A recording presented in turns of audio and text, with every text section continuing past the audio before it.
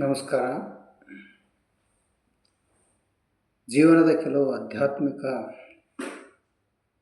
ವಿಚಾರಗಳನ್ನು, ಆಲೋಚನೆಗಳು ಈ ವಿಡಿಯೋದಲ್ಲಿ ಹೇಳಿದ್ದೇನೆ. ವಾಸ್ತವಿಕ ಬದುಕಿನ ಜನರ ಭಾವನೆಗಳು, ವಿಚಾರಗಳು, ನಡೆನುಡಿ, ಸಂಸ್ಕೃತಿ, ಸಂಸ್ಕಾರದಲ್ಲಿ ಯಾವ ರೀತಿ ಬದಲಾಗ್ತಾ ನಡೀತದೆ. ಆಧ್ಯಾತ್ಮಿಕ ವಿಷಯಗಳನ್ನು ಈ ವಿಡಿಯೋದಲ್ಲಿ ವ್ಯಕ್ತಪಡಿಸಿದ್ದೇನೆ. ಇಲ್ಲಿ ನಾವಿರುವ ಈ ಸಮಾಜದಲ್ಲಿ ಒಬ್ಬ ಜಿಪುಣ ಮನುಷ್ಯನು ಒಂದೊಂದು ಪೈಸಾ ಖರ್ಚು ಮಾಡದೆ, ಹೊಟ್ಟೆಗೆ ಸರಿಯಾಗಿ ತಿನ್ನದೆ, ತನ್ನ ಮೈ ಮೇಲೆ ಸರಿಯಾದ ಬಟ್ಟೆಗಳನ್ನು ಧರಿಸದೆ, ಕೂಡಿಟ್ಟ ಹಣವು ಮತ್ತು ಜೇನುಹುಳುಗಳು ಹೊರಗ ತಂದ ಜೇನುತುಪ್ಪ ಇವೆರಡು ಯಾವತ್ತಿದ್ದರೂ ಪರರ ಪಾಲೆ ಆಗುತ್ತದೆ. ಜೀವನ ಸಾಗಿಸುವುದಕ್ಕೆ ಜೀವನದಲ್ಲಿ ಎಲ್ಲಕ್ಕಿಂತ ಮುಖ್ಯ ತನ್ನಲ್ಲಿ ಪ್ರೀತಿ, ಪ್ರೇಮ, ನಂಬಿಕೆ, ವಿಶ್ವಾಸ, ದಯೆ, ಕರುಣೆ, ಸಹಕಾರ, ಉಪಕಾರ, ದಾನ, ಧರ್ಮ ಇವೆಲ್ಲವೂ ಇರಲಿ. ನಿಮ್ಮ ಜೀವನ ಸ್ವರ್ಗವು. ಜೀವನಕ್ಕೆ ಹಣ ಬೇಕಂತಿಲ್ಲ. ನಮ್ಮ ಉಪಜೀವನಕ್ಕೆ ಎಷ್ಟು ಬೇಕೋ ಅಷ್ಟೇ ಸಾಕು. ಜೀವನಕ್ಕೆ ಹಣ ಬೇಕು, ಆದರೆ ಹಣವೇ ಜೀವನವಾಗಬಾರದು.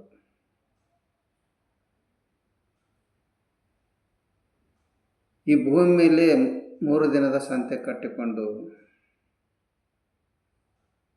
ಮೋಸ, ವಂಚನೆ, ಕಪಟತನ ಮಾಡಿ ಸಾಧಿಸುವುದೇನಿದೆ? ಇನ್ನು ಬದುಕಿನಲ್ಲಿ ದುರಾಶೆ ಏಕೆ? ದ್ವೇಷವೇಕೆ? ಇತರ ಏಳಿಗೆ ಕಂಡು ಅಸೂಯೆ ಏಕೆ? ಇನ್ನೊಬ್ಬರ ಜೀವನದ ಬಗ್ಗೆ ಇಲ್ಲ ಸಲ್ಲದ ಮಾತುಗಳನ್ನಾಡುವುದೇಕೆ? ಬೇರೊಬ್ಬರು ಜೀವನದಲ್ಲಿ ಮುಂದೆ ಹೋಗುತ್ತಿದ್ದರೆ ಕಾಲು ಎಳೆಯುವುದೇಕೆ? ಇವುಗಳಿಂದ ನಿನಗೆ ನೋವುಗಳೇ ಹೊರತು ಸಂತೋಷ ಎಂದೆಂದಿಗೂ ಸಿಗಲ್ಲ. ಸಾಧ್ಯವಾದರೆ ಪ್ರೀತಿ ಹಂಚು, ಅದರ 2ರಷ್ಟು ನಿನಗೆ ಸುಖ, ಶಾಂತಿ, ನೆಮ್ಮದಿ ಸಿಗುತ್ತದೆ. ಇಲ್ಲಿ ಜೀವನದಲ್ಲಿ ಯಾರೇ ಆಗಲಿ ಕೆಲವೊಂದು ಸಾರಿ ಮೋಸ ಹೋಗಿರುತ್ತಾರೆಂದರೆ ಕೆಟ್ಟ ನಂಬಿಕೆಯಿಂದ, ವಿಶ್ವಾಸದಿಂದ. ಈ ಕಲಿಯುಗದಲ್ಲಿ ನಂಬಿಕೆ ಅನ್ನೋದು ಓದಿ ಮೆಚ್ಚದ ಕೆಂಡದಂತೆ, ಅದು ಯಾವ ಸಂದರ್ಭದಲ್ಲೂ ಬದಲಾಗಬಹುದು. ಈ ಜೀವನ ಎಂಬ ರಣರಂಗದಲ್ಲಿ ಸಂಸಾರ ಎಂಬ ರಥವೇರಿ, ಕಷ್ಟ ಎಂಬ ಕುದುರೆ ಕಟ್ಟಿ, ಸೋಲೆಂಬ ಶತ್ರುಗಳನ್ನು ಸದೆ ಬಡಿದು ಗೆಲುವು ಸಾಧಿಸುವುದೇ ನಮ್ಮ ಜೀವನ. ಇಲ್ಲಿ ಎಲ್ಲದಕ್ಕೂ ಶಿಕ್ಷಣ ಬೇಕು.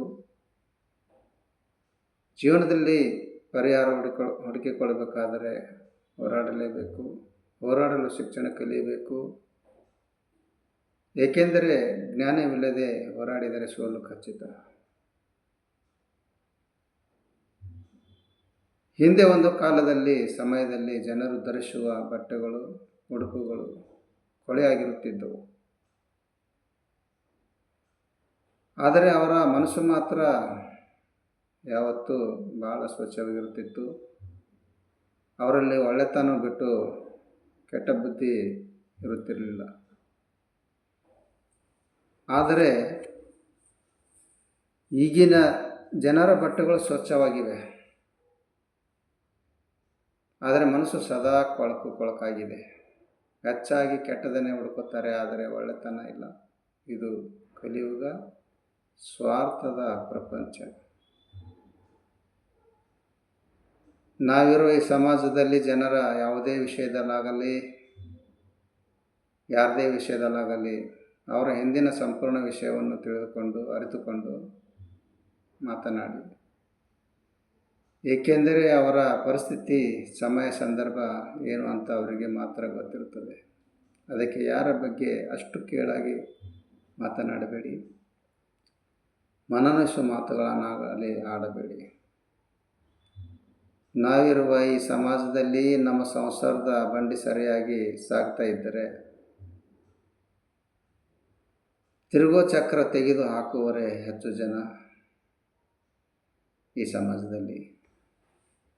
ಸಂಸಾರ ಸರಿಯಾದ ಮಾರ್ಗದಲ್ಲಿ ಸಾಗುತ್ತಿದ್ದರೆ ಕಡ್ಡಿ ಆಡಿಸುವವರೇ ಹೆಚ್ಚು ಜನ ಇಲ್ಲಿ ಸಮಾಜದಲ್ಲಿ. ಕುಟುಂಬದ ಜನರಿಗೆ ಇಲ್ಲ ಸಲ್ಲದ ಮಾತುಗಳನ್ನು ಹೇಳಿ ಸಂಸಾರದಲ್ಲಿ ಹುಳಿ ಹಿಂಡಿದರೂ ಒಡೆದ ಹಾಲಿನಿಂದ ಮೊಸರು, ಮಜ್ಜಿಗೆ, ಬೆಣ್ಣೆ, ತುಪ್ಪ ಮಾಡಿಕೊಳ್ಳುವ ಜಾಣತನ ನಮಗಿರಬೇಕು. ಬೇರೆಯವರ ಮಾತುಗಳಿಗೆ ಬೆಲೆ ಕೊಡದೆ ನಮ್ಮತನವನ್ನು ನಾವೇ ಸಾಧಿಸಬೇಕು. ಇದುವೇ ಜೀವನ. ನಮ್ಮ ಜೀವನದಲ್ಲಿ ನಾವು ಪ್ರತಿದಿನ ಮನೆಗೆ ತಂದ ಹಾಲು ಶುದ್ಧವಾಗಿದ್ದರೂ ಆದರೆ ಪಾತ್ರೆ ಸ್ವಚ್ಛವಾಗಿರದಿದ್ದರೆ ಹಾಲು ಒಡೆದು ಹೋಗುತ್ತದೆ. ಹಾಗೆ ಅದೇ ಥರ ಮಾತು ಶುದ್ಧವಾಗಿದ್ದು ಮನಸ್ಸು ಸ್ವಚ್ಛವಾಗಿಲ್ಲ ಅಂದರೆ ಮಾತಿಗೆ ಯಾವ ಬೆಲೆ ಇರುವುದಿಲ್ಲ. ಗಿಡವಾಗಿ ಬಗ್ಗದು ಮರವಾಗಿ ಬಗ್ಗಿತೆ. ಇಂದಿನ ಮಕ್ಕಳೇ ಮುಂದಿನ ಪ್ರಜೆಗಳು ಎಂಬ ಮಾತಿನಂತೆ ಭವಿಷ್ಯದಲ್ಲಿ ಸದೃಢ ಸಮಾಜ ನಿರ್ಮಿಸುವ ವ್ಯಕ್ತಿಗಳನ್ನು ನಿರ್ಮಿಸುವುದು ತಂದೆ ತಾಯಿ, ಹಿರಿಯರ, ನೆರೆಹೊರೆಯರ ಹಾಗೂ ಶಿಕ್ಷಕರ ಕರ್ತವ್ಯವಾಗಿದೆ. ಚಿಕ್ಕಂದಿನಿಂದಲೇ ಮಕ್ಕಳಲ್ಲಿ ಉತ್ತಮ ಆದರ್ಶಗಳನ್ನು, ಸೇವಾ ಮನೋಭಾವವನ್ನು, ದೇಶ ಪ್ರೇಮವನ್ನು ಬೆಳೆಸಬೇಕು. ಎಳವಯಸ್ಸಿನಲ್ಲಿ ಮಕ್ಕಳ ತಪ್ಪುಗಳನ್ನು ತಿದ್ದಿ ಒಳ್ಳೆಯ ಮಾರ್ಗದರ್ಶನದಲ್ಲಿ ನಡೆಯುವಂತೆ ಮಾಡಬೇಕು. ನಾವಿರುವ ಈ ಸಮಾಜದಲ್ಲಿ ಯಾರು ಯಾರಿಗೆ ಆಗಲ್ಲ. ಅವರು ಇವರು ನಮ್ಮವರು ತಮ್ಮವರು ಬಂಧು ಬಳಗ ಅನ್ನೋದು ಬರೀ ಮಾತಿಗಷ್ಟೇ. ಇಲ್ಲಿ ಬೆಲ್ಲ ಇರುವವರಿಗೆ ಮಾತ್ರ ಇರುವೆಗಳ ಸಾಲು, ಎಣ್ಣೆ ಇದ್ದರೆ ದೀಪ. ಹಾಗೆ ನಾವು ಚೆನ್ನಾಗಿದ್ದರೆ ಮಾತ್ರ ಎಲ್ಲರೂ ನಮ್ಮವರು. ನಾವು ಚೆನ್ನಾಗಿಲ್ಲ ಅಂದರೆ ಇಲ್ಲಿವರು ನಮ್ಮವರೇ, ನಾವು ಚೆನ್ನಾಗಿ ಇಲ್ಲ ಅಂದರೆ ಇಲ್ಲಿರೋರು ನಮ್ಮವರೇ ನಮಗೆ ಶತ್ರುಗಳು. ನಮ್ಮವರು ತಮ್ಮವರು ಅನ್ನೋದು ಬರೀ ಭ್ರಮೆ ಅಷ್ಟೆ. ಇಲ್ಲಿ ನಾವಿರೋ ಸಮಾಜದಲ್ಲಿ ಒಂದು ಕುಟುಂಬದಲ್ಲಿ ಮಗನ ವರ್ತನೆ ಆಗಲಿ, ಅವನ ಗುಣಗಳಾಗಲಿ ಅವನ ಮದುವೆ ನಂತರವೇ ಕಾಣ್ಬೋದು, ನೋಡ್ಬೋದು. ಮಗಳ ಗುಣಗಳು ಅವಳ ಯೌವನದ ಕಾಲದಲ್ಲಿ ನೋಡ್ಬೋದು. ಗಂಡನ ಗುಣಗಳು ಅವನ ಹೆಂಡತಿಯ ಅನಾರೋಗ್ಯದಲ್ಲಿ ನೋಡಬಹುದು. ಹೆಂಡತಿಯ ಗುಣಗಳು ಗಂಡನು ಬಡತನದಲ್ಲಿದ್ದಾಗ ನೋಡಬಹುದು. ಸ್ನೇಹಿತನ ಗುಣಗಳು ಕಷ್ಟದ ಕಾಲದಲ್ಲಿ ನೋಡಬಹುದು. ಹಾಗೆ ಅಣ್ಣ ತಮ್ಮರ ಗುಣಗಳು ಜಗಳದಲ್ಲಿ ಕಾಣಬಹುದು. ಮಕ್ಕಳ ಗುಣಗಳು ವೃದ್ಧಾಪ್ಯದಲ್ಲಿ ತಿಳಿಯುತ್ತದೆ. ನಿಮ್ಮನ್ನು ತಿರಸ್ಕರಿಸಿದವರನ್ನು ಎಂದು ತಿರುಗಿ ನೋಡಬೇಡಿ. ಅವರನ್ನು ನಮ್ಮ ಕಾಲಿನ ಧೂಳಿನ ಸಮಾನ ಎಂದು ತಿಳಿಯಬೇಕು.